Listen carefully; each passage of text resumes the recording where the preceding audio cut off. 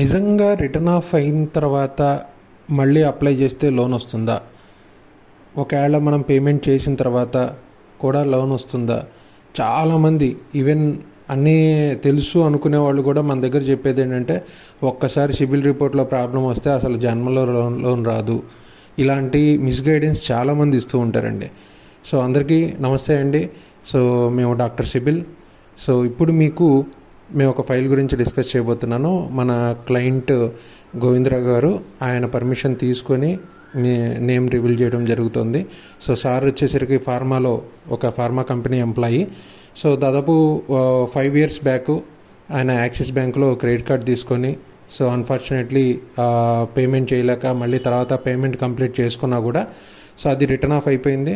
So ఎన్నోసార్లు బ్యాంక్స్కి mails పెట్టడం జరిగింది, తర్వాత ఎన్నో రిక్వెస్ట్లు పెట్టడం జరిగింది. బట్ ఆ రిటర్న్ ఆఫ్ అయితే రిమూవ్ కాలేదు.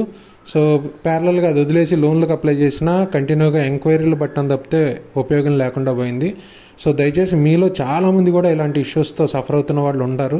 మనకు అందరికీ తెలుసు, మన చుట్టుపక్కల వాళ్ళే ఉంటారు, లేదా మనమే ఇలాంటి ఇష్యూస్తో సఫర్ అవుతున్నాము.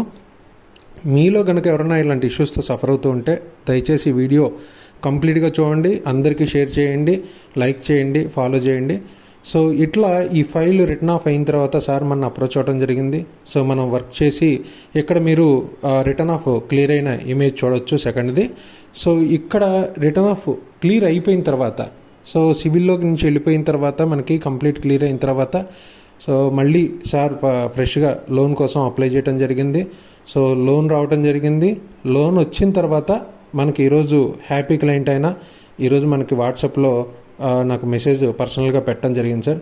సో దయచేసి ఇలాంటి ఇష్యూస్తో ఎవరు సఫర్ అవుతున్నా కూడా సో మీరు డెఫినెట్గా హెల్ప్ చేసిన వాళ్ళు అవుతారు. ఈ వీడియో వాళ్ళకి షేర్ చేయండి, లైక్ చేయండి, సబ్స్క్రైబ్ చేయండి, ఫాలో చేయండి. Thank you so much. Your doctor CIBIL. Thank you.